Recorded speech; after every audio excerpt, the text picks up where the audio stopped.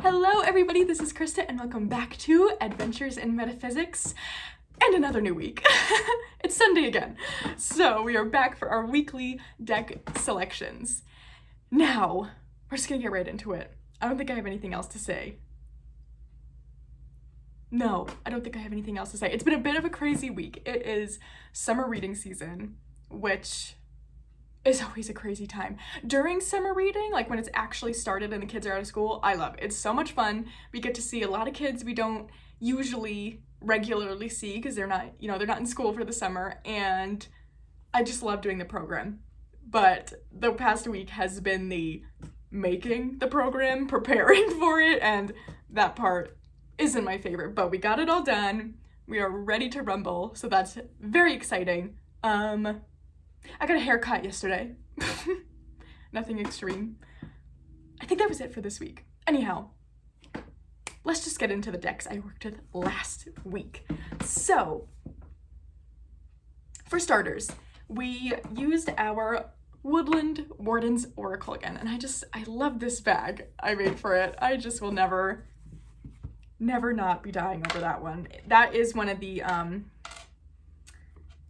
bags I've made from the hand-dyed yarn I've been getting, which has been so beautiful, and it's something I've really been liking and will definitely continue to do. So if you're interested in seeing those, definitely I will put a link below to my Etsy shop, and make sure you're following that for updates, or I don't know if it's when you press the heart, maybe it's favoriting a shop, whatever, but you'll get updates if you do so. And that is also where you can book a reading with me if you would so like. But all of that is in my Etsy shop, which I will link below. Anyhow, the Woodland Wardens. I picked this knowing I loved it, knowing I was gonna really enjoy working with it. I still am going back and forth on trimming it. I don't know. Part of me, I want to. Part of me really wants to. I think what's holding me back is that it's going to turn it into a mini deck of sorts, which I usually really like mini decks because they're cute. But something I have realized recently is that aside from my mini divvies, basically aside from my Holly Oddly decks, if I'm being honest, I don't tend to go for my mini decks over like a regular size tarot for my morning pulls. I like putting mini decks like into my work bag or things of that sort, but for my morning pulls, I don't know why. I don't know what it is, but I feel like I just want a full-size deck. So I think that's what's holding me back on trimming it, but as usual, this one reads so well. I love the combination of the animal and plant energy. I'm interested in, plant energy, herb energy, but not to the extent where I wish to singularly work with it, I suppose you could say. So I really love that this combines it with the animal energy. That tends to be something I really connect with. And the keywords are fantastic. There's only one keyword in this deck, or one, I would say one keyword / card, I suppose, that I dislike. I went through the deck yesterday because I was talking about it with Amanda over at Venus and Virtue, and she asked to see like my favorite and least favorite, and I was like, oh my gosh, I usually like to do that with my decks. I think that was a tip from Danny Mystic in her deep dive series, but I hadn't done it with this one. I just connected with this one right away. I just didn't even consider doing it. But where did that one go? My favorite is the skunk. I just love skunks, and I think that one is so perfect. But I want to find the other one. Gosh darn it. Well, here's the skunk one. I love seeing the skunk as protection, because they really are a amazing symbol for, oh, I had them right on top because I was showing her. Okay, so the only one I dislike is the Finch and Peach Romance. So I love the card. I love finches. We get a lot of house finches specifically near me, and I think they have a nest somewhere around our house. I'm not positive, but I see this same couple a lot and right around our house. I think they tend to nest kind of in like rafter type spaces, not really in trees super often. So I think we might, is that why they're called house finches? That was a total brain blast I just had. I'm gonna look into that. Anyway, I like the card and the image in general, but I just don't really like when their cards specifically speak on romantic love. And this card, I mean, the keyword's romance, and the message is really very specific about romantic love, where I feel like the keyword could have just been love and they could have generalized it. I just, you know, I don't know.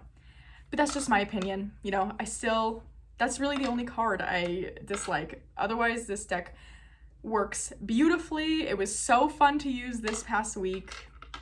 No complaints from me. So I guess we'll just do the other oracle and then we'll go the tarots. I feel like I'm going backwards almost. Not that there's any rules besides what I make for myself, but feels backwards. Oh, the other oracle, before I just take it out of its box, is a newer one for me. I got it in, oh my gosh, I got it in last Saturday, so it made it into the rotation for last week, very last minute. But it was the Guidance of the Goddess Oracle, and I have been loving this oracle. I actually found myself wanting to use it more so than the Woodland Wardens, which was interesting, because, I mean, I love the Woodland Wardens, and that's nothing to say that, you know, I'm dropping things. Anyway, nothing to say that, like, I think this one is better than Woodland Wardens, because they're entirely different things, but I just found myself really excited to use this one. So, this is a goddess deck. I actually know. I don't have any other specifically goddess decks. So I didn't back this one. This was on Kickstarter a few months back. I didn't back it on there because I really wanted to see the guidebook, and I just wasn't sure this was something that was going to interest me. I have only recently sort of dipped a toe into any sort of deity work. So at the time, it just, you know, I was interested in it, but I was nervous that with all these, I love the illustration style. Like, I feel like that was such a pull to begin with. But I was a little bit worried that even though it gave the name and a keyword, which I think is fantastic, that the guidebook wouldn't give me enough information on who the goddess is, and, you know, that there might be an expectation that I know the story and just who these goddesses are, and I'm not amazing with mythology of any kind. I just don't have the memory for it. I really enjoy it. It's something that I want to spend some more time learning, and I wanted to see if the guidebook, along with the divinatory message, gave you some background to the goddesses, because I was kind of like, okay, if it does that, then this could be a really awesome tool to kind of kickstart that learning for me. And clearly, since I have it, much to my joy, that's exactly what the guidebook does. So I will just open up. So this is the page for, let's do Cersei. So as you can see, this top paragraph here, let's try and make it focus. Ooh, there's my finger. Now you can see I'm recording on my phone. So the top paragraph here is a little write-up about who Cersei is, like what her story is a little bit. Obviously, this cannot encapture the whole lore and mythology behind her, but it gives you enough where you can make sense of it, I suppose. And then at the bottom, you get a whole other paragraph for the divinatory message and how that goddess connects with the keyword given. And it is so well done. So well done. And it's just been a really fun learning tool and also is usable as an oracle. And so it's a really like, it's a 2-in-1 almost. And I mean, this artwork is just, it's everything. I love it so much. I love her art style. What I was kind of thinking, you know, if the guidebook didn't do the things that I personally needed it to do, I was probably just gonna buy some of her prints. So she does sell prints, I think, of a few of these, if not all. I'm not positive. I haven't been on her Etsy in a while, but it is on her Etsy shop. You can buy some prints. So I will hopefully remember to link that below. But we know how that goes for me. Oh, we'll try. Anyhow, onto the tarot. For starters, we used the Mystic Masters 2nd edition, which I have such feelings on. All positive. I love this deck. I really love how it reads for me. It feels... I'm trying to think of how to explain. It feels connected to the past in a way that brings it to my own modern life. I don't know if that makes any sort of sense, but it doesn't feel like the messages coming from these images, or certainly the guidebook too, the way Danny has written it, it doesn't feel super archaic or esoteric to a point where I can't connect it easily to my day-to-day, I think is what I'm trying to say there. Because I do think there are some decks that go in such an esoteric direction that if I am using it, it is more a study tool or something that I just can't really use as a daily pull deck. Where I feel like this one I can do both, which is so awesome. I can really connect to it on a day-to-day message level, but if I want to do some kind of bigger spread with it, or digging into something just bigger than, you know, what's happening today or what do I need to know today is usually the question I ask. You can really dive into these pictures, and she does have I think it's in the majors. Hold on. I thought there was oh yes, there are the astrological symbols for the majors, at least, of what they're connected to. So that's really cool. So I feel like it's like a best of both worlds deck for me, because I really love these kind of, I always forget the term, kind of art historical looking decks and they do pull on like historic art. I really love them. But again, sometimes I have trouble connecting my day-to-day with it. And I like to use those kind of for, like, I guess, bigger questions I have or things of that sort. But I for some reason, feel like I can do both with this, which has been amazing. To the point where, like, I feel like if I had to pick, I'm making a bold statement. If I had to pick one to keep out of all my decks that I feel fit into that category, I just think this would be it. I love all my other decks in this category. You know, I'm not saying that I'm getting rid of them or that I don't like them by any means. It's just, this really feels like it fills a lot of different categories for me. So I've been loving this one.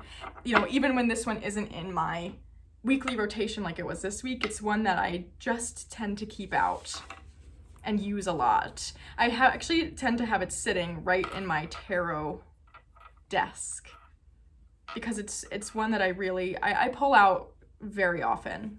So we're actually just gonna put it right back there. Anyhow, the next tarot was another new one for me, and that is the Stolen Child Tarot by Monica L. Knighton. And I liked this one. I liked the messages I got from it. I love the artwork.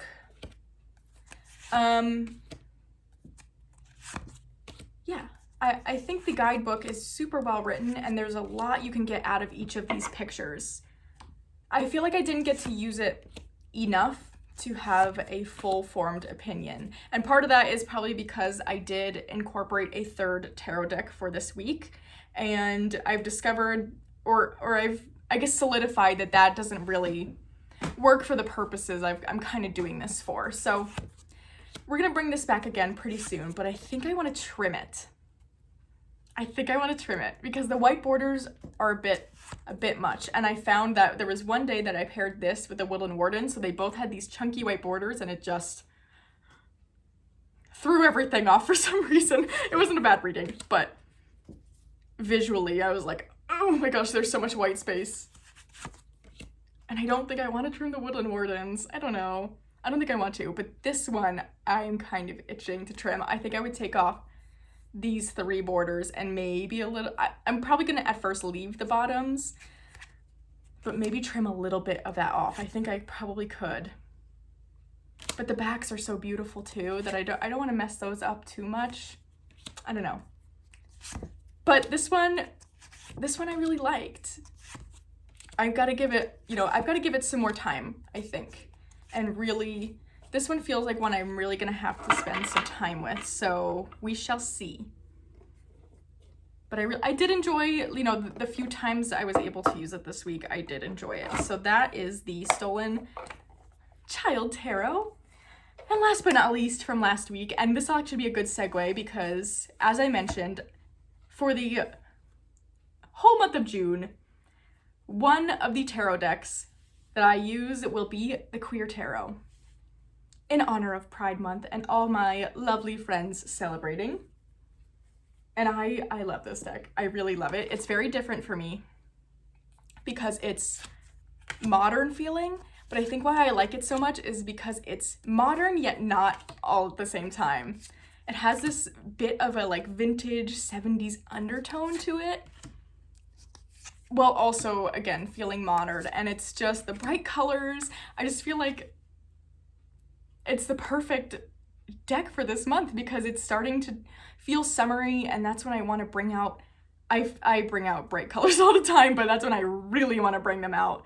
And so, yeah, it's just one that, Pride Month or not, I am loving and have been just wanting to pull out all the time since I got it. So I'm really excited to be spending the month with this one. And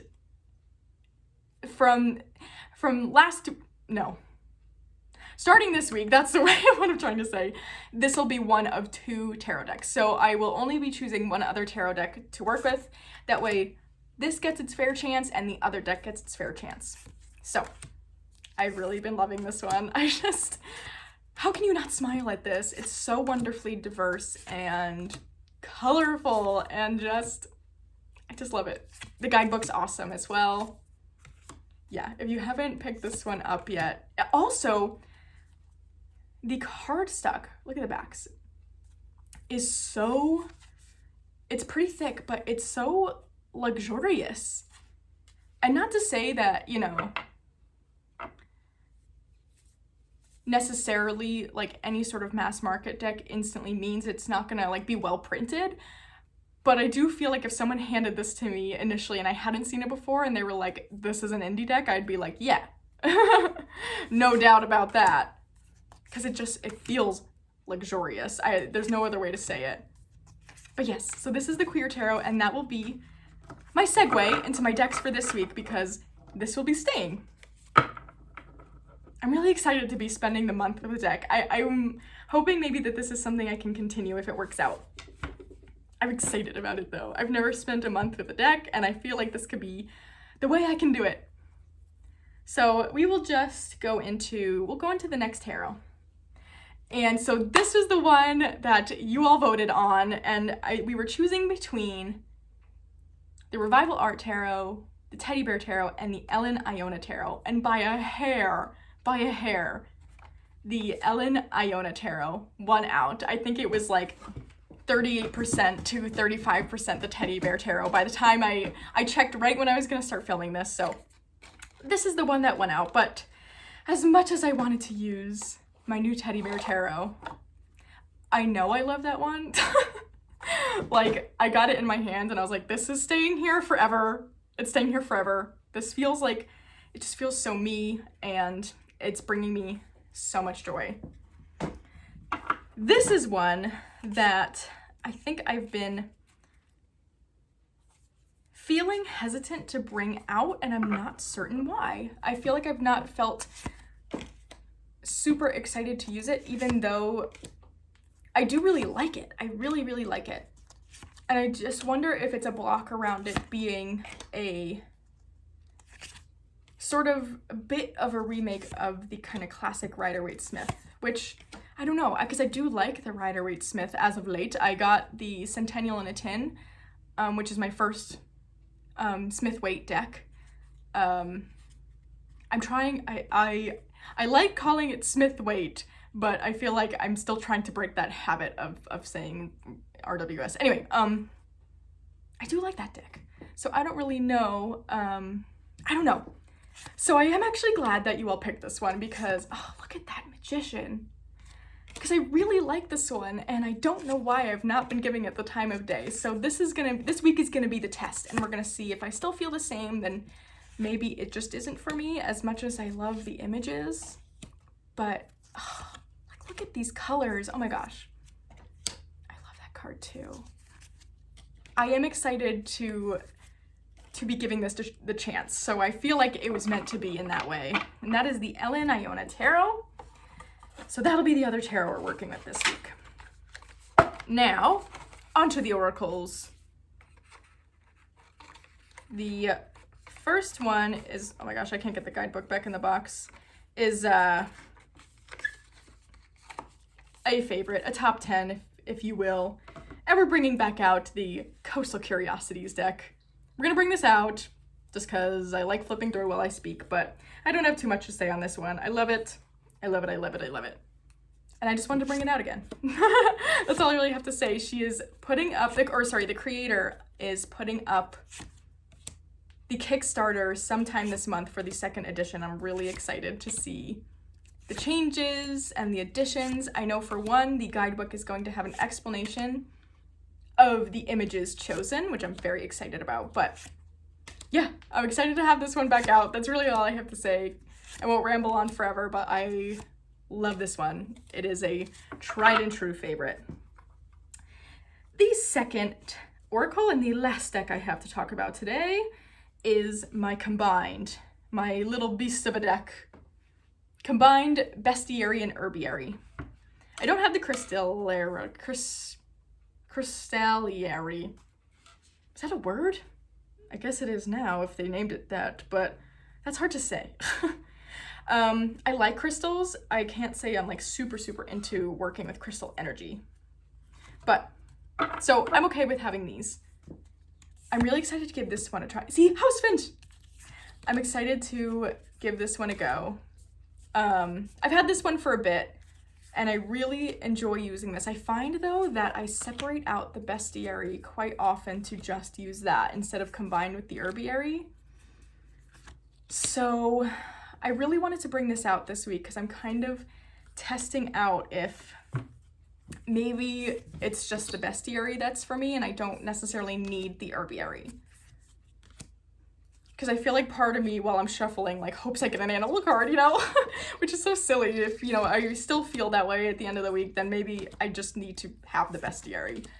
But I'm excited because I love this artwork. It's so beautiful, and they're such great decks. They really are. The messages and keywords are so awesome. So that is my last deck to share with you for this week. I'm very excited. I'm really excited to be using a deck for the whole month, if you couldn't tell. I didn't think that was something that was ever going to be possible for me, but here we are. So yeah, anyhow, I think that is all I have to say today. So I hope you all have a wonderful beginning to your week.